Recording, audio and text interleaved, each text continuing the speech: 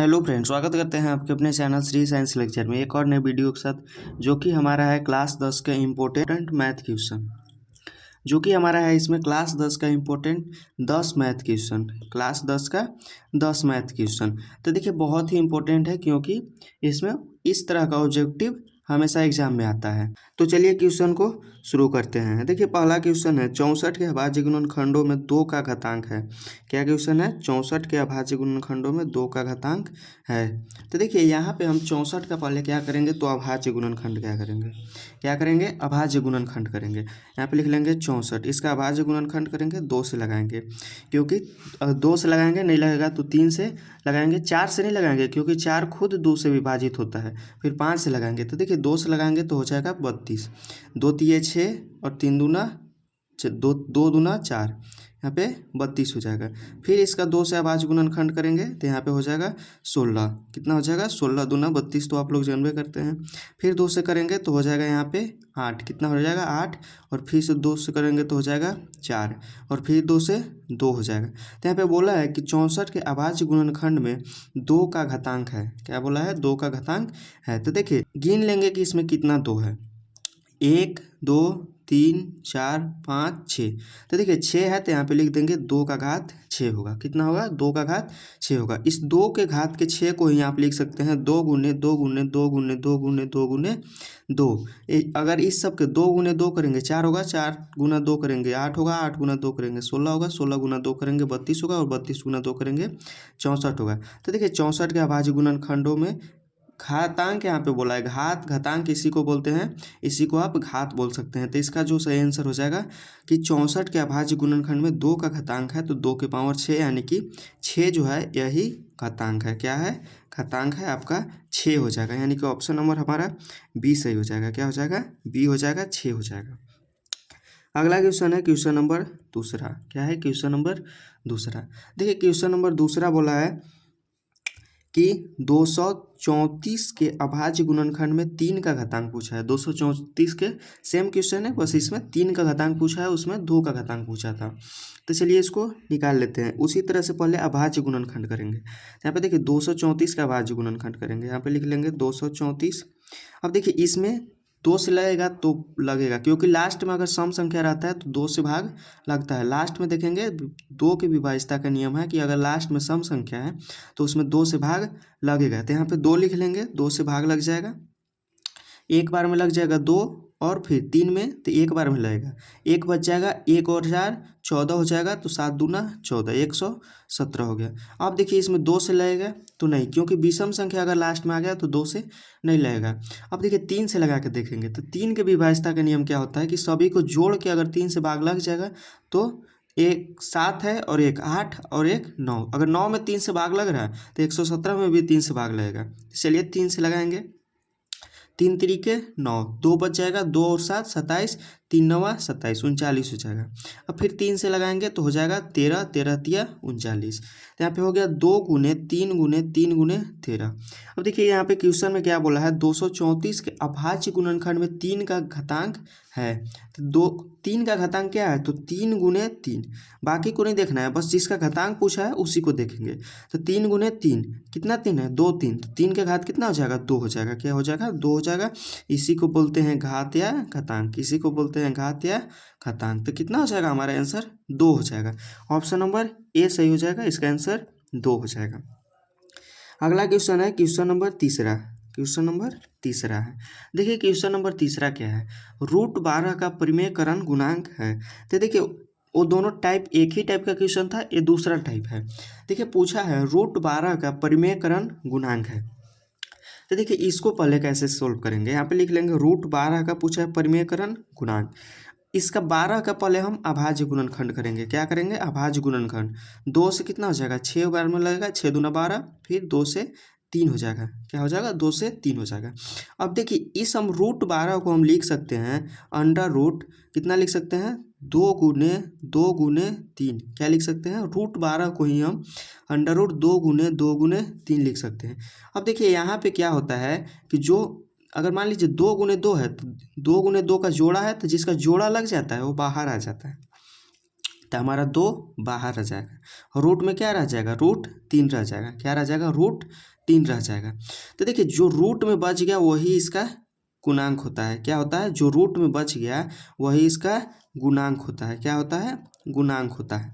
कैसे, देखिए यहाँ पे हमारा है रूट 12। क्या है, रूट के 12 है। इसका मान लीजिए हमारा गुणांक आया रूट के 3। कितना है, रूट के 3 हमारा गुणांक है। अगर रूट 12 और रूट 3 को गुना करेंगे तो हमारा आ जाएगा 12 तिया 36। कितना हो जाएगा, 36 हो जाएगा। और 36 का कितना हो जाएगा, वर्गमूल 6 हो जाएगा। अब देखिए एक क्या है, परिमेय संख्या एक बन गया। परिमेय संख्या क्या है, बन गया। यही क्वेश्चन में बोला था कि रूट 12 का परिमेयकरण गुणांक कीजिए। मैंने इसका क्या चीज़ गुना करेंगे कि यह परिमेय हो जाएगा। तो देखिए यहाँ पे हम निकाल लिए, अगर हम रूट 3 को रूट 12 में गुना करते हैं तो रूट 12 एक परिमेय संख्या बन जाएगा, जो कि हमारा 6 आया। तो यहाँ पे हमारा आंसर क्या होगा, 6 आंसर नहीं होगा। रूट 12 का परिमेयकरण गुणांक किससे गुना करने पे यह परिमेय हुआ, तो यहाँ पे रूट 3 हो जाएगा। क्या हो जाएगा, रूट 3। ऑप्शन नंबर ए हमारा सही हो जाएगा। क्या हो जाएगा, ऑप्शन नंबर ए सही हो जाएगा। चलिए अगला क्वेश्चन पे चलते हैं, क्वेश्चन नंबर 4 पे। सेम क्वेश्चन है, रूट 20 का परिमेयकरण गुणांक है। तो देखिए उसी तरह से यहाँ पे रूट 20 का हम पहले वर्गमूल निकालेंगे।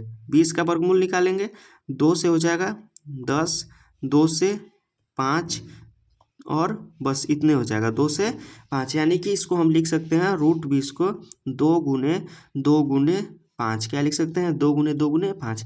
जिसका जोड़ा लग जाता है वो बाहर आ जाता है, तो रूट 2 बाहर आ जाएगा, यहाँ पे अंदर में बच जाएगा रूट 5। यही देखिए हो जाएगा गुणांक। क्या हो जाएगा, गुणांक हो जाएगा। पिछले वीडियो में आप पिछले क्वेश्चन में आप अच्छा से समझे हैं, यही इसका गुणांक हो जाएगा। हमारा रूट 5 जो हो जाएगा सही हो जाएगा, क्योंकि अगर हम रूट 20 को गुना करते हैं रूट 5 से तो हो जाएगा 20 बचे रूट 100। रूट 100 का वर्गमूल होता है 10। कितना होता है, 10 होता है। तो यह एक परिमेय बन गया। क्या बन गया, परिमेय बन गया। तो हमारा जो आंसर हो जाएगा वो हो जाएगा रूट के 5। ध्यान रखिएगा यहाँ पे जो आंसर परिमेय करने के बाद आएगा वो नहीं लिखना है, यहाँ पे जिससे गुना करके परिमेय बन रहा है वो लिखना है, यानी कि रूट 5 लिखना है। जो बाहर निकल गया उसको छोड़ देंगे और जो रूट में बच जाएगा वही हमारा आंसर हो जाएगा। अगला देखिए क्वेश्चन है, सेम उसी तरह का क्वेश्चन है, रूट 18। इसको आप होमवर्क में कीजिएगा। रूट 18 का परिमेयकरण गुणांक है। हमें उम्मीद है कि आप कर लीजिएगा। रूट 18 का परिमेयकरण गुणांक है। अगला क्वेश्चन है क्वेश्चन नंबर 6। नंबर हमारा 6 क्या है, किसी वृत्त की स्पर्श रेखा उसे कितने बिंदु पर स्पर्श करती है। क्या क्वेश्चन है, किसी वृत्त की स्पर्श रेखा उसे कितने बिंदु पर स्पर्श करती है। तो देखिए यहाँ पे मान लीजिए कि एक हमारा वृत्त है। क्या है, वृत्त है, ये वृत्त है। तो चलिए अच्छा से इसको बना लेते हैं। देखिए मान लीजिए हमारा एक वृत्त है। देखिए हमारा एक वृत्त है। अब देखिए बोल रहा है कि किसी वृत्त की स्पर्श रेखा उसे कितने बिंदु पर स्पर्श करती है। ये देखिए वृत्त है, अगर यहाँ पे हम स्पर्श रेखा खींचेंगे, क्या खींचेंगे, स्पर्श रेखा। अगर देखिए यहाँ पे हम स्पर्श रेखा खींचते हैं तो यह कितने बिंदु पर स्पर्श करती है, यह कितने बिंदु पर स्पर्श करती है। तो देखिए किसी वृत्त की स्पर्श रेखा उसे कितने बिंदु पर स्पर्श करती है, तो यह एक बिंदु पर स्पर्श करती है। कितने बिंदु पर, एक बिंदु पर, क्योंकि यह एक बिंदु से ही जाकर गुजरती है। अगर आपसे क्वेश्चन पूछता किसी वृत्त पर हम कितनी स्पर्श रेखाएं खींच सकते हैं, तो वह अनंत हो जाएगा। क्योंकि यहाँ पे मान लीजिए हम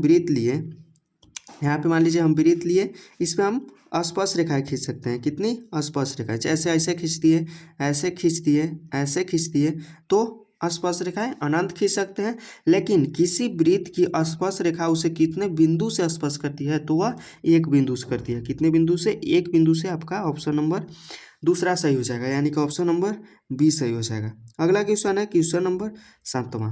क्वेश्चन नंबर 7वां है, क्वेश्चन नंबर 7वां हमारा है कि 0, 6, 5, 1, 6, 4 इस तरह का दिया है का बहुलक है। क्या पूछा है, बहुलक है।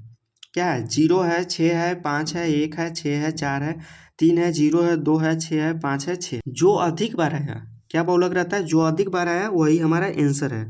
बहुत सिंपल सा रहता है बहुलक, यानी कि जो संख्या अधिक बार रिपीट हुआ वही हमारा आंसर हो जाएगा। तो यहाँ पे देखिए 0, 6, 5, 1, 6, इसमें अब यहाँ पे हम देखेंगे कि अधिक हमको क्या दिख रहा है। तो यहाँ पे अधिक हमको 6 दिख रहा है। क्या दिख रहा है, 6 दिख रहा है।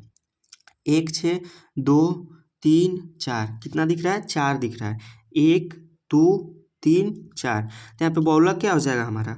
बहुलक हो जाएगा 4। क्या हो जाएगा? बहुलक 4 हो जाएगा। तो यहाँ पे कौन सा ऑप्शन सही हो जाएगा? बहुलक हमारा संख्या 4 है, बहुलक हमारा 6 होगा। बहुलक हमारा 6 होगा। 6 की संख्या 4 है, तो यहाँ देखिए हमारा बहुलक 6 होगा, यानी कि ऑप्शन नंबर बी सही हो जाएगा।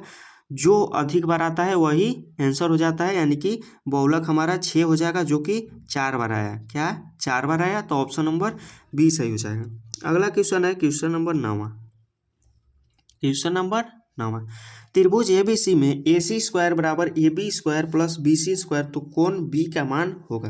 देखिए हमारा एक त्रिभुज है, क्या है? एक त्रिभुज है। बोला है त्रिभुज ABC में AC स्क्वायर बराबर AB square plus BC square, तो कोण B का मान होगा। देखिए पहले हम सबसे पहले यहाँ पे त्रिभुज बना लेंगे। क्या बना लेंगे? त्रिभुज। देखिए एक त्रिभुज बना लेंगे। देखिए त्रिभुज हो गया, ये हो गया ये हो गया बी, ये हो गया सी। ये देखिए हमारा समकोण त्रिभुज है, यहाँ पे जो होता है इसे बी हो गया, ये सी हो गया। अब यहाँ पे देखिए हम क्या करेंगे कि बोला है कि AC स्क्वायर, तो जो AC स्क्वायर बराबर AB square plus BC square, तो AC क्या हो जाएगा हमारा? कर्ण हो जाएगा। क्या हो जाएगा? कर्ण हो जाएगा, क्योंकि सबसे बड़ी भुजा कर्ण है, क्योंकि इन दोनों को जोड़ने के बाद ये आ रहा है, यानी कि कर्ण हमारा AC हो जाएगा। अब देखिए हमारा समकोण त्रिभुज के जो डिग्री होता है वो 90 डिग्री का होता है। कितने डिग्री का? 90 डिग्री का। ये हमारा हो जाएगा लंब, ये हमारा हो जाएगा आधार। तो देखिए समकोण त्रिभुज कितने डिग्री का होता है? तो 90 डिग्री का होता है। तो त्रिभुज ABC में जो हमारा AC स्क्वायर बराबर AB square plus BC square, ये हो जाएगा AB, ये होगा BC, तो हो जाएगा हमारा, तो कोण B का मान हो जाएगा। तो कोण B का मान जो होता है वो 90 डिग्री का होता है, क्योंकि समकोण त्रिभुज में 90 डिग्री का कोण बनाता है, यानी कि हमारा ऑप्शन नंबर सी सही हो जाएगा। अगला क्वेश्चन है क्वेश्चन नंबर 10वां, समांतर श्रेणी 1 5 9 का सार्वंतर है। क्या क्वेश्चन है? समांतर श्रेणी 1 5 9 का सार्वंतर है। देखिए हमारा समांतर श्रेणी क्या दिया है? 1 5 9। तो देखिए समांतर श्रेणी डी बराबर हमारा फॉर्मूला होता है A2 माइनस A1। क्या होता है? A2 minus A1। A2 हमारा क्या है? A है A2, A है A1, A वाला है A1, इसको बोलेंगे A3, यानी कि A1 A2 A3। तो देखिए A2 हमारा क्या है? तो 5 है। A1 क्या है? तो 1 है, तो यहाँ पे हो जाएगा 4। इसी तरह से हम निकाल सकते हैं D बराबर A3 माइनस A2। A3 क्या है? 9 है, और A2 क्या है? 5 है, माइनस के 5 हो जाएगा, यहाँ पे हो जाएगा 4, यानी कि यह सेम आता है, क्योंकि सार्वंतर समान है। तो सार्वंतर हमारा क्या हो जाएगा? 4 हो जाएगा, यानी कि ऑप्शन नंबर सी सही हो जाएगा, सार्वंतर 4 हो जाएगा। देखिए इसी तरह से हमारा 10 क्वेश्चन समाप्त हुआ। हमें उम्मीद है कि आपको क्वेश्चन अच्छा से समझ में आया होगा, और बहुत ही नॉर्मल क्वेश्चन था। इस तरह का क्वेश्चन एग्जाम में हमेशा पूछता है, तो आप इस वीडियो को जरूर देखिएगा, क्योंकि इससे आपका 2 नंबर या 3 नंबर जरूर बन जाएगा। तो चलिए मिलते हैं आपके अगले वीडियो में अगले क्वेश्चन के साथ। आप जरूर चैनल से जुड़िए, चैनल को सब्सक्राइब कीजिए, लाइक कीजिए। चलिए मिलते हैं अगले वीडियो में। धन्यवाद।